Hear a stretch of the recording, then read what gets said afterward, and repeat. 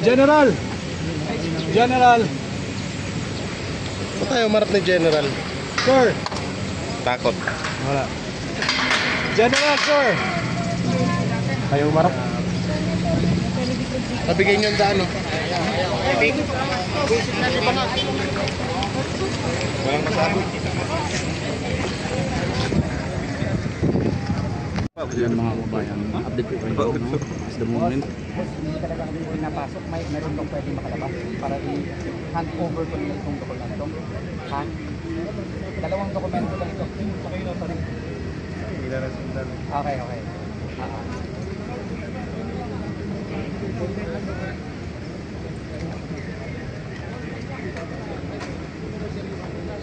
Okay, boss.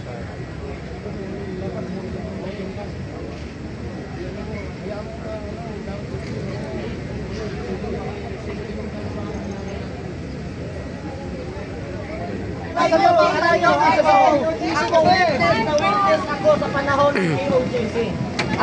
Ito mga kababayan ko, kung hindi kami witness ang KOJC, ito. Ayan.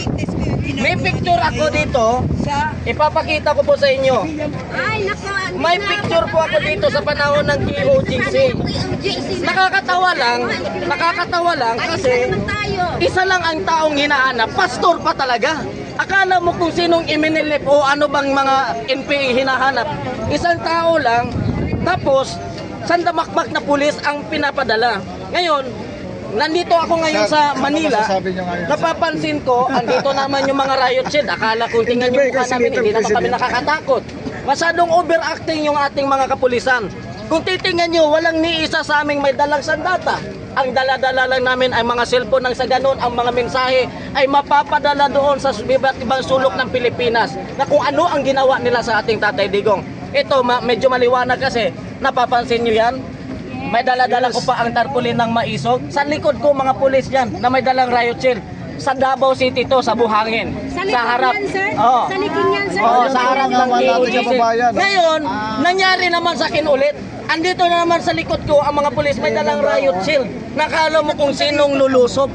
Kaya kung titingnan nyo mga kapatid, imbis na ilagay nila ang kanilang lakas sa kung sino naman sa lulusob dito, wala namang lulusob siguro. Nagpapakita lang naman tayo ng suporta sa Tatay Digong. Imbis na gagawin nila paghahanap, Namatay na kasama nila sa Bulacan, binaril ng adik. wala silang ginawa nun. Oh, imbis na binigyan nila panahon maghahanap sa mga NPA na nagtatago, sa mga adik na nagtatago, dito noon sila na walang mga kriminal. Kaya nauubos ang kanilang lakas, nasasayang yung binabayad nating buwis na pagtugi sa mga kriminal. Imbis nandoon sila tumutugi sa kriminal, nagbabantay sa kapayapaan, nandito sila na wala naman sana kalaban. Kaya bumabalik tayo. The history repeats itself, mga kapatid. Kaya panawagan ko sa mga Pilipino. Yung nangyari kay Aquino, no? The same. The same feather, flock together. Oh, yan. Kung anong ama, yun talaga ang anak. Yun. Kaya mga Masalong anak, hayop. patatawagan natin sa mga Pilipino. Go out from your house and show your power as a people. Oh! Allahu Akbar! Mabuhay! Pero wala, hindi natin masisisi ang mga kapulisan na natin sa likod kasi sumusunod lang sila. Oh, sumusunod lang sila. Nandito naman sila. Ng maximum tolerance Hindi. na ibig sabihin para lang mag-proteksyonan yung hindi natin masisisi at hindi natin kalaban ang ating mga kapulisan sapagkat sila ay sumunod lamang. Oo. So, sumunod lang sila. Pero mensahe ko sa mga kapulisan, itong ginagawa nila ngayon, dahil sumusunod lang nila, alam nila yan. Mensahe ko lang sa kanila, isipin nyo ang kinabukasan ng anak nyo. Kayo, matanda na kayo, papauwi na kayo, kami paparating pa lang. Ngayon, kung hindi natin aagapan ang bansang ito, ano kaya ang mangyayari sa kinabukasan ng Pilipinas? At ang pinakamasakit pa dyan, yung mga anak at ang mga apo ang magdudusa. Yun lang po. Mabuhay ka! Magiging adik lahat. Pagpalain ka ni Allah! Allahu Akbar! Dito pa rin. Magiging adik. Ito yung mga pulis na. Na Bumabalik tayo sa panahon ng KOJC. Ano sir? Bumabalik tayo sa panahon ng KOJC. Ano nangyari sir? Bumabalik tayo sa panahon ng KOJC.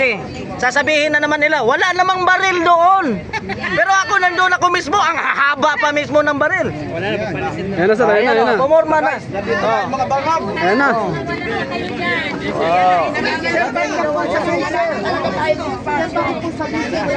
Ayan na. At least, wala tayong magagawa. Darating ang panahon, nasa kasaysayan tatak ang PNP na babayaran. Galing! Ako naman wala naman akong masasabi sa kanila kasi inutos lang sa kanila ng duty sila. Utos lang sa kanila. Pag hindi sila sumunod, tanggal sila sa trabaho. Trabaho lang yun sila. Wala eh. Bata pang pulis na to. Bagong Susunod lang sila guys. darating ang magdudusa. Trabaho lang. Yun ang hindi nila alam. Pero nakikisilong din kami. Hindi na kami makakalapit dyan. So, harangan na nila yan. Ay, wala na bukasan ng anak. Ano, narangan na po yung gate ng mga pulis. Mayroon ng kadena yung gate, may pulis pa.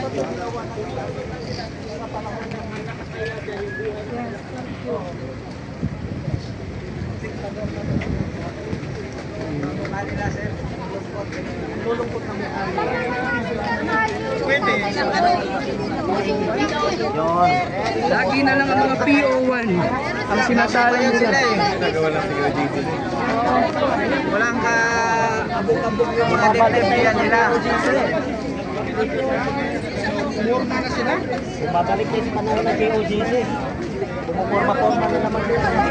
Saan? Pero papuntahin mo sa panahon. Kung sino-sino. Mawala na ang Nakakawa naman yung ating mga PO1. Unang sabak nila sa Pangulong ng mahal at nagbigay ng dangal sa kanila. Hinihiling na po kami kay President Ram na Nabis nyo ba yung KOJC? May part 2 na! Part 2 na ba ito? Part na ng bangag. Ano yun, ma'am? KOJC part 2 na ba ito? Hindi KOJC Kasi malapit na yung anniversary nila sa KOJC. Ayan o. Grabe po yung nangyayari ngayon dito sa may Naiya. Sa gate 5 po tayo.